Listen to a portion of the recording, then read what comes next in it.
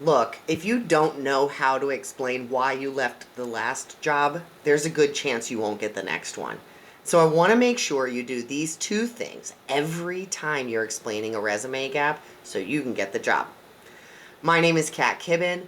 I'm the founder and CEO of a company called 3 Ears Media, and we do coaching and training for corporate recruiting teams. And what's so interesting about that experience is I get to sit in rooms with recruiters who are making decisions about people every day.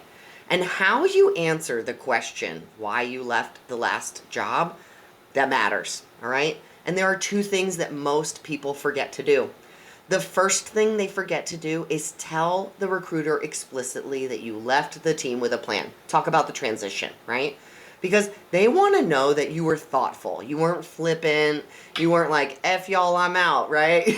You actually gave that transition to help the team figure it out because that's what they care about. Not that you left, but that you left on good terms. The second thing that I want you to explain is what you learned from that job. All right?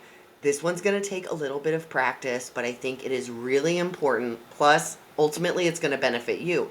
Because what you're going to do is say, well, at that job, I learned that I don't like working with this type of work, or I don't enjoy schedules like this, or give a practical, specific reason that made you not enjoy that role, something that you could have learned there, and then turn that into a question that can help you clarify the current job. So, I didn't enjoy getting up at 4 a.m. What's the schedule for this role?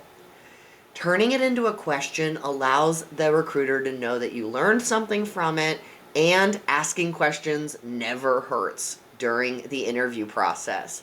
So make sure you're doing both of those things when you're talking about resume breaks to create consistency with the recruiter, to create trust, and make sure they know that you're not the kind of person that's just going to up and quit a job because that's really what they're looking to answer.